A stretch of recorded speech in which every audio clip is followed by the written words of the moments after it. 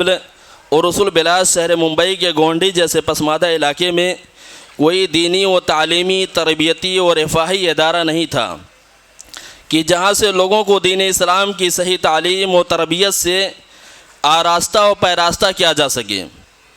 شرک و بدعت کے عمیق گڑھے میں گری ہوئی انسانیت کو رشد و ہدایت کی طرف لایا جائے اور سماج و معاشرے میں غلط رسم و رواج کا خاتمہ اور نیست و نابود کر کے صالح معاشرہ کی تشکیل دی جائے، اور ہمارے قوم کے مستقبل ہمارے ہونہار بچے و بچیاں دینی تعلیم و تربیت سے روشناس ہوں، اور صبح و شام ناظرہ قرآن کریم، حفظ قرآن کریم اور دینی و عصری تعلیمات کا نظم ہو۔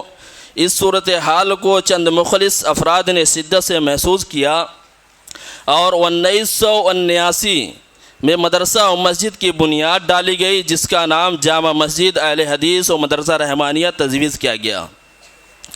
شروع میں مدرسہ چھوٹی سی جگہ اور چاروں طرف سے لوہے کے پترے سے گھرے ہوئے تھے، جن میں صرف قرآن مجید اور اسلامی آداب کی بنیادی تعلیمات دی جاتی تھی۔ اس کے بعد ذمہ داروں اور مدرسہ کے مخلص خیر خواہوں کی محنت و مشقت کے بعد ادارہ دن بدن ترقی کی راہ پر گامزن رہا، اور الحمدللہ پچھلے 43 سالوں سے قوم کے معصوم بچوں اور بچیوں کے بہتر تعلیم و تربیت میں منہمک رہا، اور اب الحمدللہ مدرسہ مخلص افراد اور ذمہ داروں کی جہد مسلسل کے بعد کئی شعبہ جات کے تحت سرگرم عمل ہے۔ پہلا شعبہ حفظ و تجوید۔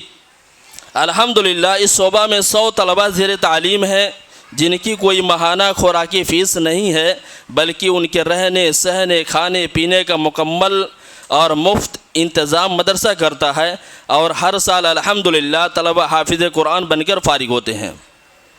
نمبر 2 شعبہ پرائمری یعنی مکتب، جس میں علاقے کے تقریباً 250 یا 300 کے قریب بچے و بچیوں کو عربی، دینیات، اردو، ہندی، انگلش، ریاضی، سائنس یعنی درجہ طفلہ تا جماعت ثانیہ تک کی تعلیم دی جاتی ہے، ان کی بھی کوئی ماہانہ فیس نہیں ہے۔ نمبر 3 شعبہ نسواں، اس کے تحت مدرسہ ام سلمہ للبنات قائم ہے۔ اس مدرسہ میں خاتون کی عمر کی کوئی قید نہیں۔ الحمدللہ 50-60 سال کی مائیں بھی تعلیم حاصل کرتی ہیں۔ اس مدرسہ کے اندر ان کو قرآن مجید، اردو وغیرہ پڑھنا سکھایا جاتا ہے، ان کی بھی کوئی ماہانہ فیس نہیں ہے۔ نمبر 4 شعبہ دعوت و تبلیغ۔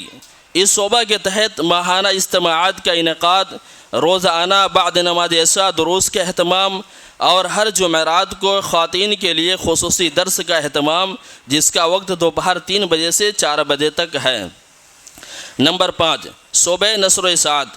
اس کے تحت ایک ماہانہ میگزین بنام الاتحاد، جو تقریباً 11 سالوں سے الحمدللہ بلا ناغہ شائع ہو رہا ہے، جس کا اجرا جولائی 2012 میں عمل میں آیا۔ الحمدللہ اس میگزین کو بھی مفت میں تقسیم کیا جاتا ہے۔ اسی طرح رمضان کا کارڈ اور کیلنڈر بھی مفت میں تقسیم کیا جاتا ہے۔ نمبر 6 شعبہ رفاہ عامہ، جس کے تحت رحمانیہ چیریٹیبل ٹرسٹ دواخانہ، جس کا افتتاح 26 جنوری 2017 کو امیر جماعت مولانا عبدالسلام سلفی حفظہ اللہ کے ہاتھوں عمل میں آیا۔ اس دواخانہ میں صرف 10 روپے میں دوا دی جاتی ہے۔ الحمدللہ روزانہ کم و بیش 400 مریض فائدہ اٹھاتے ہیں، اور اس میں خون ٹیسٹ، دانتوں کا چیک اپ، ہڈی کے اسپیشلسٹ ڈاکٹر اور انگریزی ہومیوپیتھی دواؤں کے ذریعے مریض کا علاج کیا جاتا ہے، اور سال میں 2 بار 26 جنوری اور 15 اگست کو فری میڈیکل کیمپ کا بھی انعقاد کیا جاتا ہے۔ نمبر 7 شعبہ پرائمری، جس کے تحت رحمانیہ انگلش اسکول ہے، جس میں KG سے لے کر 4th تک تعلیم دی جاتی ہے۔ اس میں تقریباً 300 بچے اور بچیاں زیر تعلیم ہیں۔ نمبر 8 اسی طرح مدرسہ کا ایک برانچ کھڑولی امارہ پارک میں ہے۔ اس مدرسے میں ابھی فی الحال 5 وقتہ نماز، جمعہ کا انعقاد، مکتب کی تعلیم ہوتی ہے۔ محترم حضرات، یہ تمام چیزیں اللہ کی نصرت و تائید اور مخلصین حضرات کے تعاون سے ہی پوری ہوتی ہے۔ آخر میں اللہ تبارک و تعالیٰ سے دعا گو ہوں کہ مسجد و مدرسہ رحمانیہ کے ذمہ داروں کی عمر میں اضافہ کرے، انہیں صحت و عافیت سے رکھے، اور ان کا سایہ ہمارے اور آپ کے اوپر مسجد و مدرسہ رحمانیہ کے اوپر برقرار رکھے، آمین۔ اور مسجد و مدرسہ رحمانیہ کو تا قیامت تک قائم و دائم رکھے، تاکہ ہمارے اور آپ کے بچے دینی تعلیم سے فیض یاب ہوں، آمین۔ وآخر دعوانا ان الحمد للہ رب العالمین۔